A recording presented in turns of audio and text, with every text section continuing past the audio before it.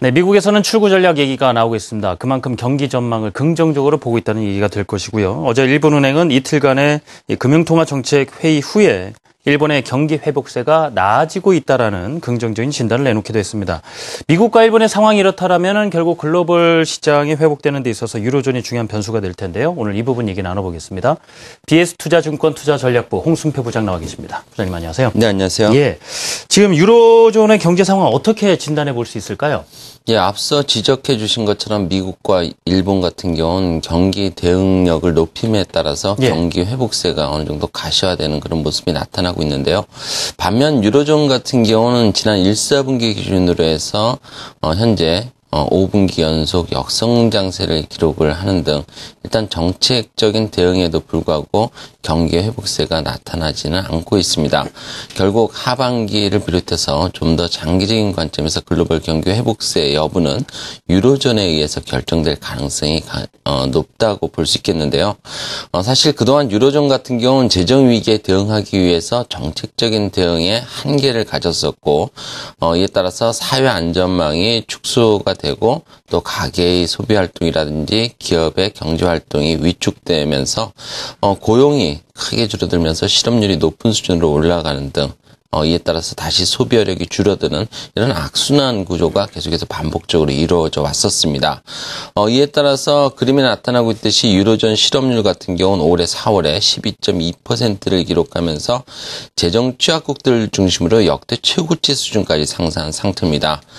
특히 문제는 유로존의 경기 악화가 역내 최대 국가로서 재정 위기 해결에 있어서도 중추적인 역할을 해야 하는 독일까지 미치기 시작했다는 점을 들 수 있겠는데요.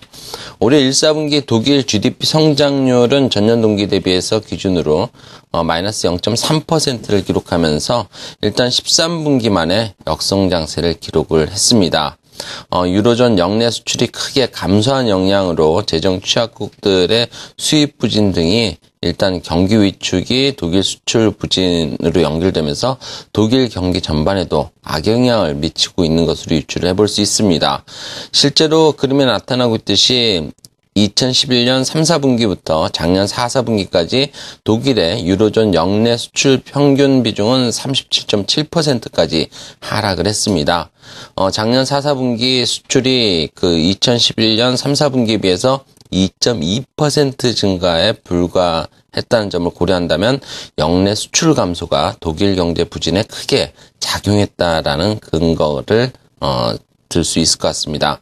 그렇지만 독일 경제 어려움이 커지면서 최근 독일 정부가 2016년까지 스페인의 고용시장 개선을 위해서 1억 4천만 유로의 예산을 투입하기로 결정하는 등 그동안 유로존 경제 부양에 대해서 다소 비관적인 또 유보적인 입장을 취했던 독일의 정책 스탠스에 변화를 주기 시작을 했고요.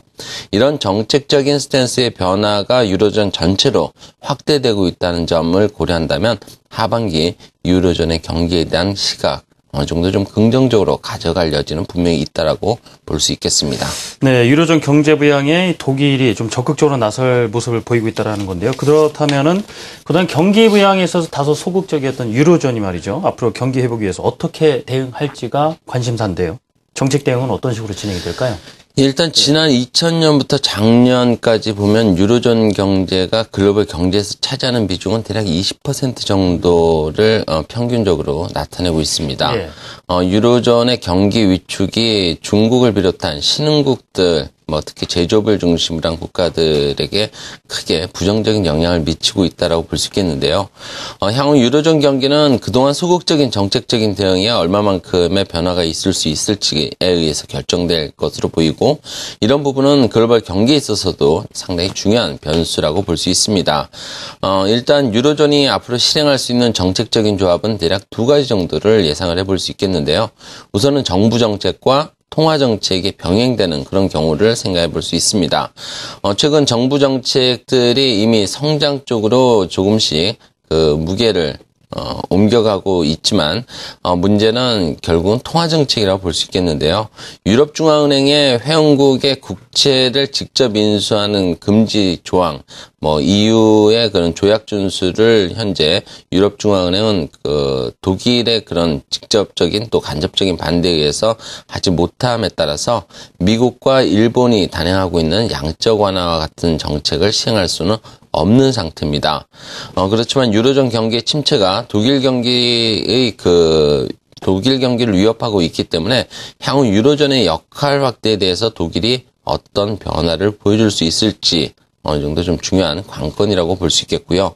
유로존에서 유럽중앙은행의 역할이 확대되면서 정부 정책과 통화 정책의 조화를 이룰 경우에는 유로존 경기는 현재 예상했던 것보다 더 나은 그런 개선세를 보일 것으로 예상을 해볼 수 있습니다. 그리고 두 번째로 유로존이 단행할 수 있는 정책적인 조합, 정부 정책만으로 한정되는 경우를 예상을 해볼 수 있겠는데요. 경기 친화적인 정부 정책에 의해서 경기 개선은 뚜렷할 수는 있지만은 그 강도는 제한적일 수밖에 없을 것으로 예상을 해볼 수 있습니다. 최근 독일을 중심으로 해서 주요국들의 실업률 안정을 위한 정부 정책이 유로존 경기에는 분명히 긍정적일 수는 있지만 이에 부응할 통화 정책의 부재는 정부 정책의 효과를 반감시킬 가능성이 높고요. 유로존이 정부 정책으로만 경기에 대응하게 된다면은 유로존 경기 회복세는 현재 시장이 예상하고 있는 수준을 크게 벗어나기는 어려울 것이라는 전망을 해볼 수 있겠습니다. 이런 부분들을 종합적으로 고려해 본다면 유로존은 구조적으로 단시일 내 미국과 일본 등과 같은 양적 완화 정책을 시행할 가능성은 낮고요.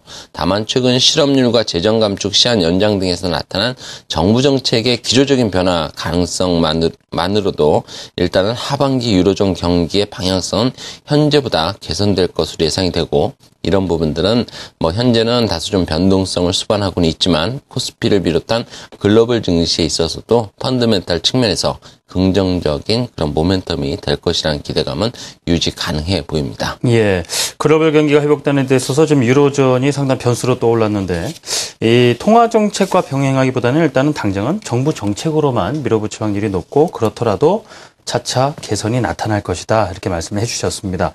지금까지 BS투자증권 투자전략부 홍승표 부장과 말씀 나눠봤습니다. 감사합니다. 네, 감사합니다.